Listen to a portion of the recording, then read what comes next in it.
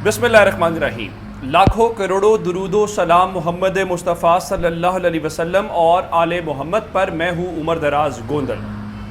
आज दिन भर ड्रामाई समात हुई और जो कुछ काजी फायज ईसा साहब और जस्टिस तारिक मसूद साहब ने किया वो अपनी जगह पे है। और उसके बाद मैंने आपको बताया था कि आज के दिन कम से कम जस्टिस बंदयाल साहब ने पहले मरहले के अंदर कोशिश नाकाम बना दी और उन्होंने बेंच भी बना दिया, समात भी हुई। और अगले बेंच में इनका ख्याल था कि वो लोग अलग हो जाएंगे, उन्होंने आते ही पहला सवाल पूछा, आपको हमारे ऊपर कोई इतराज तो नहीं है? और कहा जी नहीं, कोई इतराज नहीं है। समात शुरू हो गई। आज लतीफ खोसा साहब के भी दलाइल हैं। अभी जो सलमान अकरम राजा साहब हैं वो इस हवाले से करेंगे। लेकिन इस वक्त लेटेस्ट डेवलपमेंट क्या है? लेटेस्ट डेवलपमेंट है, सुप्रीम कोर्ट ने कहा है कि शहबाज शरीफ हाजिर हो। और सिर्फ शहबाज शरीफ तक बात रहती तो बिल्कुल ठीक था, चूंकि आज ही आपने देखा कि मुख्तलिफ जो शख्सियात हैं, जिसमें राना सनाउल्लाह बहुत सारी बातें कर रहे थे और ख्वाजा आसिफ कहते हुए नजर आ रहे थे कि आपने चले जाना है, कोई अच्छी मिसाल छोड़ के जाए वरना हिस्ट्री आपको डिलीट कर देगी। अदालत ने उनको भी बुला लिया है और इन सब को नोटिस जारी कर दिए गए हैं। और इसके अलावा जो इंपॉर्टेंट चीज़ है, चारों सूबों के जो आप यूं समझिए कि एडवोकेट जनरल्स हैं उनको बुलाया गया है, अटॉर्नी जनरल को नोटिस जारी कर दिया गया है, विफाक को नोटिस कर दिया गया है। और इसके अलावा तमाम चीफ सेक्रेटरीज और आईजीज को भी नोटिस जारी कर दिए गए हैं। और इस हवाले से उनको, चूंकि आज जो कुछ हुआ है, अदालत ने उनको नोटिस जारी करने के बाद जो सबसे बड़ी खबर एक और है वो इमरान खान से मुतल्लिक है। अदालत ने इमरान खान को भी नोटिस जारी कर दिया है और इसका मतलब यह है कि अब इमरान खान इस मामले के अंदर एक अहम फरीक के तौर के ऊपर सामने आ गए हैं।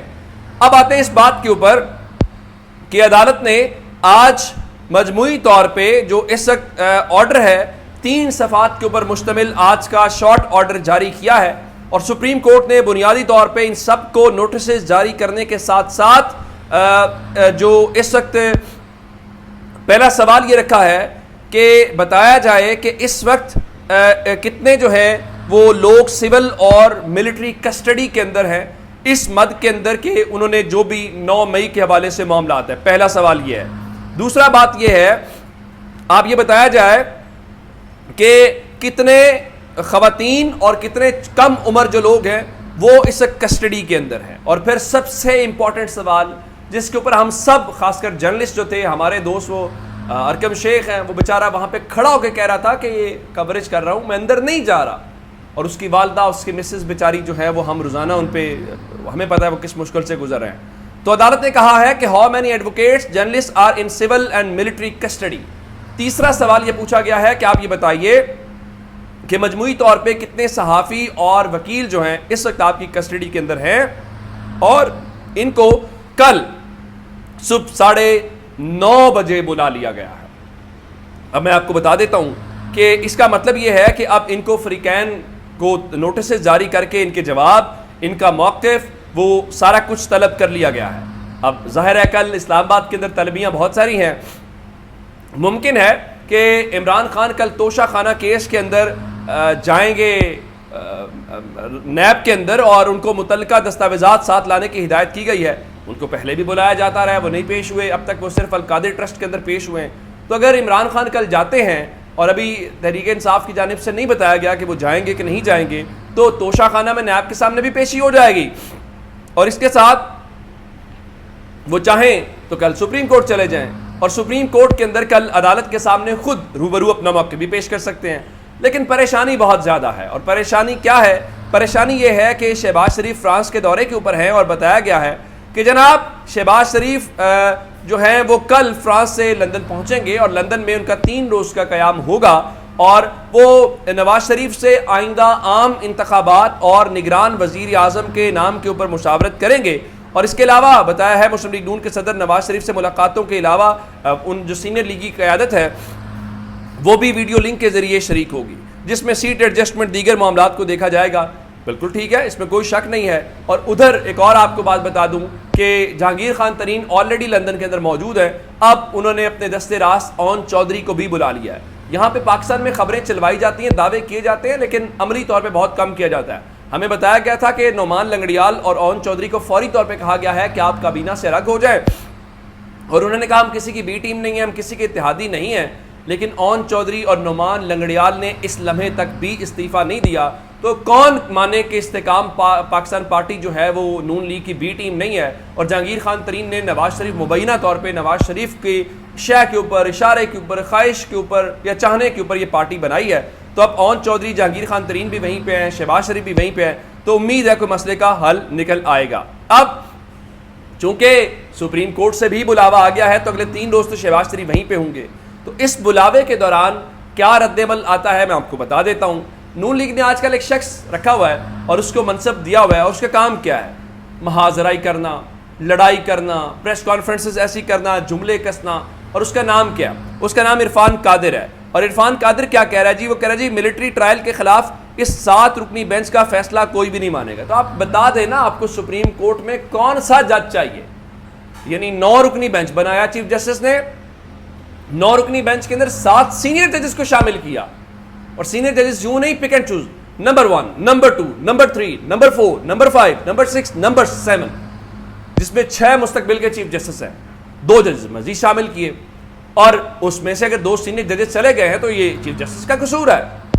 अगर आप समझते हैं कि आपको सिर्फ 2 उन जजेस का फैसला चाहिए तो आप उनकी अदालत में चले जाएं। फिर आपकी माजी में है कि आप अपनी सुप्रीम कोर्ट बनवा लेते हैं, आप अपना चीफ जस्टिस भी बनवा लेते हैं, तो इस बार भी ये करके देख लीजिए। तो इरफान कादिर के ये कहने से कि इस बेंच का फैसला कोई नहीं मानेगा, जाहिर है आप फैसले मानेंगे भी क्यों। और बड़ी दिलचस्प आज एक तबसरा किया था इस्लामाबाद हाई कोर्ट ने, उन्होंने भी कुछ मामला के ऊपर कहा कि 2 माह की हुकूमत रह गई है, इज्जत से मामला निपटाएं और घर चले जाएं। लेकिन आपको पता है कि पाकिस्तान में इज्जत बहुत कम रास आती है, और नून लीग को दूध का दूध और पानी का पानी हो जाएगा, दिन में तारे नजर आ जाएंगे। आज इसहाक डार एक सहाफ़ी के सवाल के ऊपर थपड़ो थपड़ी हुए पड़े थे और इतने फ्रस्ट्रेटेड हैं, तो अभी तो अपने अवाम का सामना करना है।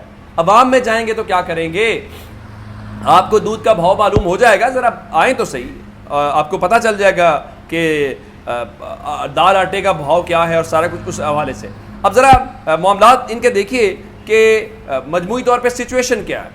उनको लग ये रहा है कि सवालों से घबराएंगे तो हालात तो ऐसे शानदार हैं। देखें पाकिस्तान में अब डॉलर्स की रेल पेल होने वाली है। भाई आज स्टेट बैंक के जो ज़र मुबादला के ज़खायर हैं उसमें 48 करोड़ 20 लाख डॉलर्स की कमी हुई है। लेकिन हमें ये बताया जा रहा है कि घबराने की ज़रूरत नहीं है, हमने वो बना लिया है, काउंसिल बना लिया है, उसमें आर्मी चीफ भी शामिल हैं।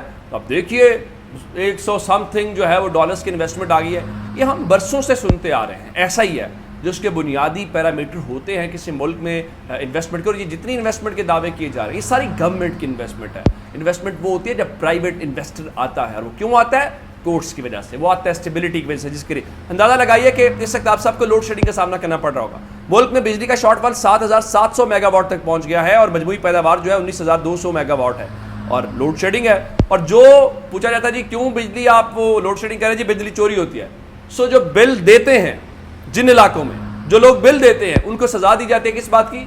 लोड शेडिंग की। जो चोरी करते हैं उनको रोकना नहीं है। और फिर तहरीक इंसाफ के हवाले से सेकंड राउंड चल गया है, गुलाम सरवर खान छोड़ गए और कुछ लोग इस किस्म की बातें हैं। तो आज हुमायूं अख्तर खान भी पीटीआई से अलग हो गए हैं। उन्होंने 13 जुलाई 2018 को पाकिस्तान तहरीक इंसाफ ज्वाइन की।